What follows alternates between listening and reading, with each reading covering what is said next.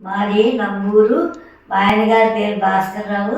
చాలా రోజుల నుంచి ఆయనకి కళ్ళు తిరుగుతూ చాలా ఇబ్బంది పడ్డారు. కుమారస్వామి గారని ఆయన, నువ్వు పలానా హాస్పిటల్కి వెళ్ళు, గోల్డెన్ హాస్పిటల్కే చదువుతాదని చెప్పారు. చెప్తే హాస్పిటల్కే 2 నెలలు మందులు ఆడారు.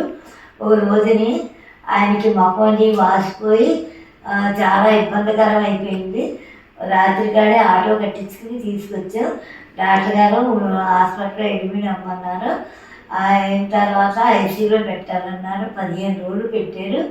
పెట్టిన తర్వాత బాగా తగ్గించి ఆయన బతకరని చాలామంది ఇది పడ్డారు.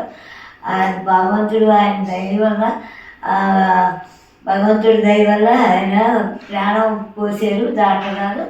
పోసిన తర్వాత మేము 15 రోజులు ఉన్న తర్వాత వెళ్ళిన తర్వాత ప్రతి నెల మందులు వాడాలమ్మా అన్నారు.